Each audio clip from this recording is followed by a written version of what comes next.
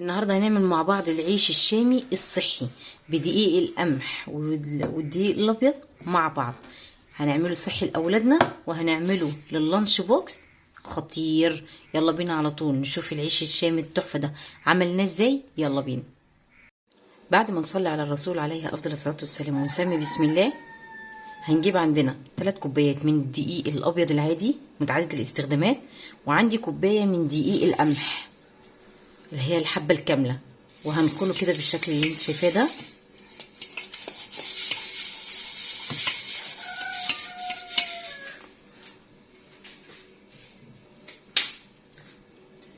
هقلب كده الدقيق مع بعض، يبقى 3 كوبايات من الدقيق عليهم كوباية من دقيق القمح.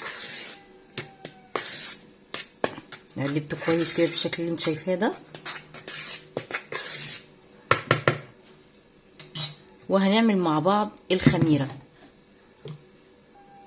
عندي هنا كوباية الا ربع من المية الدافية، وهنزل عليها بمعلقة كبيرة من المعالق المعيارية خميرة بالشكل ده،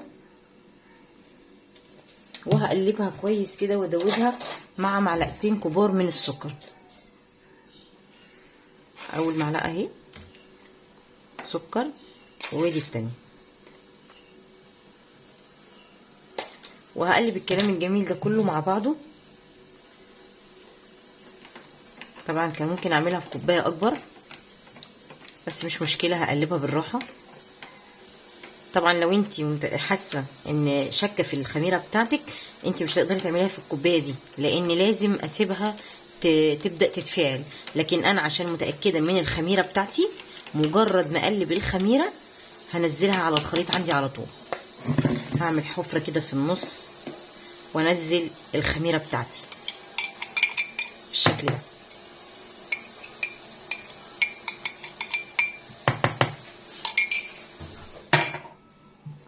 هقلب الكلام ده كله مع بعض.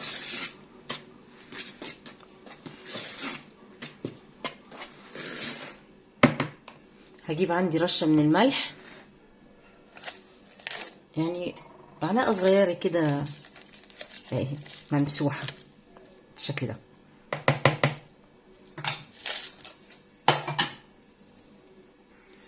ويعني لا تذكر ربع معلقه صغيره من البيكنج باودر. انا بحب المعجنات بتاعتي والمخبوزات احط لها بيكنج باودر. هقلب الكلام ده وابدا اعجن، وبعد كده لو احتاجت ميه معايا انا هحط لها. لو عندك لبن بتعجني باللبن، بس طبعا انا ما عنديش لبن فهعجن بميه. عندك لبن بودر بتعلي القيمه الغذائيه للعيش. هعجن كده بالشكل اللي انت شايفاه ده. طبعا العجينه عندي زي ما انت شايفاها ناشفه، عايزه سوائل تاني ميه. جبت كوبايه ميه بس مش هنزل بيها مره واحده، زي ما اتفقنا مع بعض ان العجين عشان اعمل فيه عرق انزل بالميه على مراحل. هنزل بحبه من الميه كده، وكل ما تحتاج العجينه بتاعتي هنزل بيها. هنزل بحبه صغيرين تاني كده وابدا اعجن.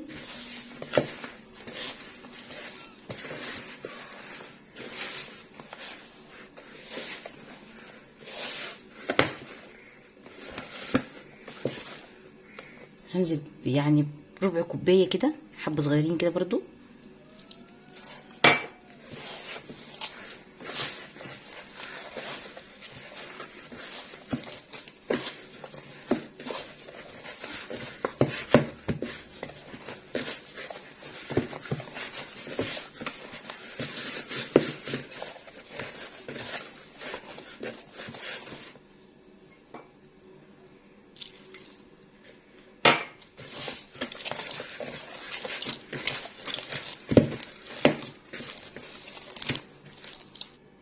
بصوا كده معايا، اتبقى معايا يعني ربع الكوبايه وازيد معلقتين كمان. فانا زي ما قلت لكم الميه بننزل بيها حبه حبه، والعجينه عندي كده مش محتاجه سوائل، هي بس محتاجه خدمه. يعني ايه خدمه؟ يعني عجن، افضل اعجن فيها كده كويس. ويا ريت انزلها على الرخامه بتاعتي اهي. طبعا قبل ما انزل بالعجينه على الرخامه لازم احط معلقتين كده من الزيت وابتدي العجينه بتاعتي دي املكها كده في الزيت. يبقى تبع مكونات العجين عندي العيش، عندي معلقتين كبار من الزيت، بنزل على العجينه بيهم في اخر العجينه، يعني مش في الاول. بصوا كده زي ما بننزل باي دهون على العجين بتلاقيه بتقطع. بصي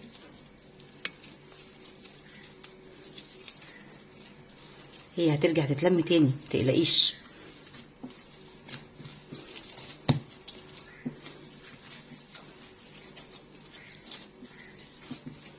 والعجين بتاع العيش لازم يكون ماسك شويه. تمام.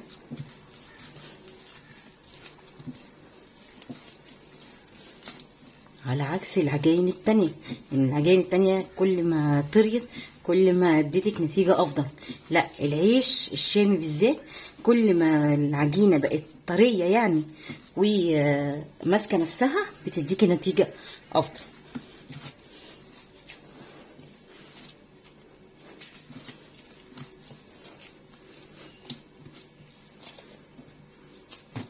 بصي كده معايا هي كده بتشقق.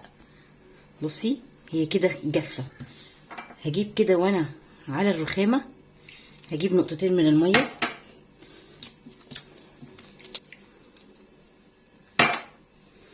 كل شوية كده. ده ربع كوباية المية، ده ربع كوباية المية اللي استخدمناها. كل شوية كده بنزل بنقطتين من المية واملك العجينة بتاعتي. هو العيش كده بيحتاج خدمة، اما لو معاكي عجان فانت مش هتحتاجي ان انت تاخدي الوقت ده كله.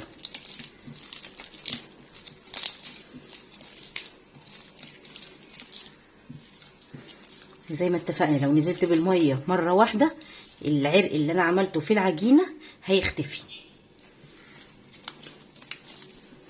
بصي العجينه بتاعتي بدات تطرى وتشد معايا.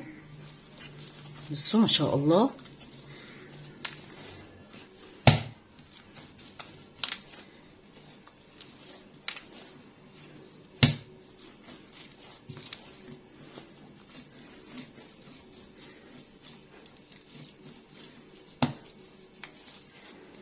بدأت تلزق في ايدي كمان كده. العجينه دي تمام قوي كده.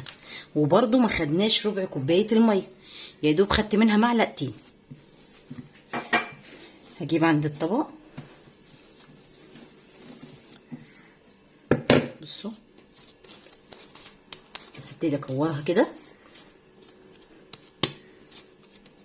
واحطها في الطبق وهغطيها ببلاستيك راب وهحطها في مكان دافي. وزي ما اتفقنا ادفى مكان واحسن مكان هو فرن البوتاجاز وهي مطفيه.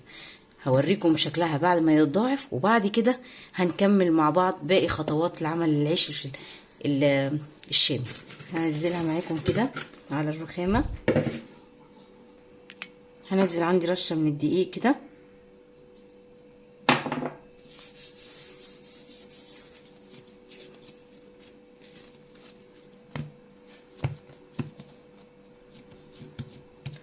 هقطعها زي ما انت عايزه. هتقطعي الرغيف زي ما انت عايزاه صغير او عايزاه كبير بتبتدي تقطعيها. انا هقطعه هنا لكور صغيره يعني تقريبا كده 30 جرام او 40 جرام. انا عايزه اللقمه بتاعتي صغيره، الرغيف صغير. هبتدي احط الكوره بتاعتي كده وهقطع العجينه كلها افردها زي رول كده.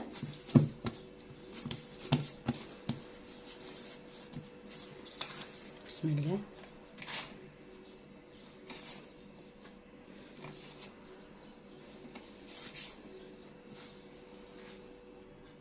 وده شكل العجين بتاعي بعد ما كورته.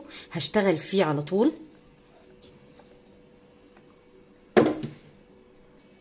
عندي هنا صينيه كبيره رشاها دقيق وهركنها على جنب. والعجين كرة الدقيق العجين بتاعتي اول ما افردها هرصها على الصينيه وهوريكم شكلها ازاي. هنسمي بسم الله كده ونفرد رش الدقيق كده نفرد الكوره بتاعتنا زي ما انت عايزه. انت عايزه الرغيف العيش بتاعك يبقى ماشي بطول كده وتعملي على طول الساندوتش كده.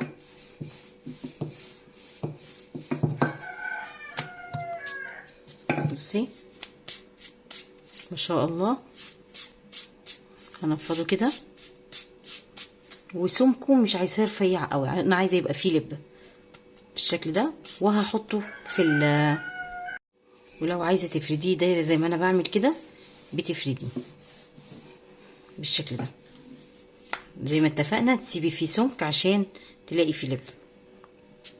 هحطه في الصينيه اللي انا وريتها لكم. هعمل معاكم رغيف تاني. بسم الله.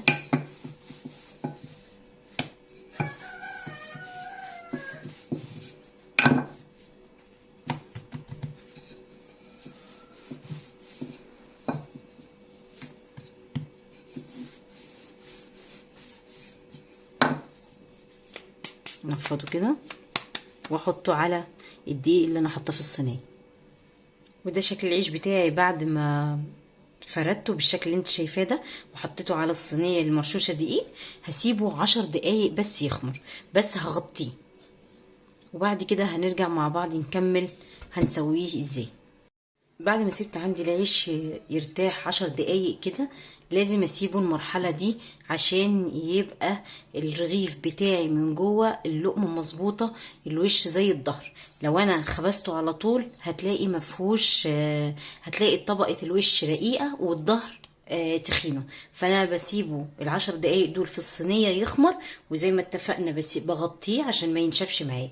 عندي على النار هحضر الطاسة اللي هسوي فيها العيش.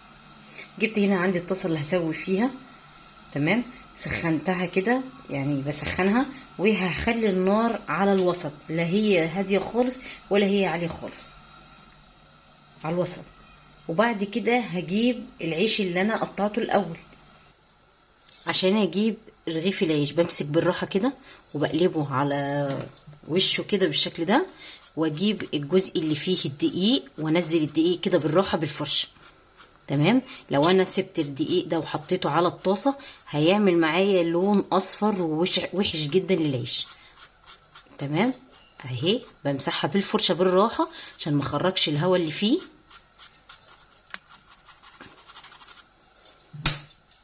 بالشكل ده. وهحطه في الطاسه على الظهر بتاعه.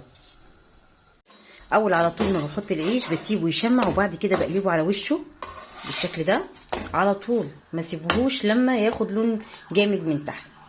بصوا، وارجع تاني اقلبه.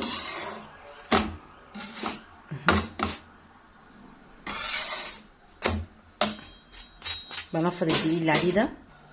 بصوا العيش ما شاء الله بدأ يعلى معايا، وما ينساش ان احنا حاطين فيه دقيق قمح، فده مش عيش كامل الابيض كامل فيه، لا انا حطاله دقيق قمح، فعشان كده القبه مش اللي هي، بس احنا عاملين عيش صحي لاولادنا.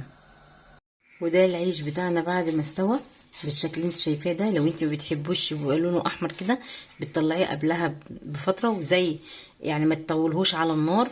وزي ما انا قلت لك ده عيش صحي، يعني ابيض وقمح مع بعض. بصي الجمال تحفه، خطير، والريحه خطيره. هتلاقيه ما بيقبش جامد معاكي لان ده مش ابيض كامل، يعني في قمح. تنسيش تجربي الوصفه، ولو عجبتك ما تنسناش في اللايك والشير والسبسكرايب وتفعلي الجرس وتشتركي في القناه.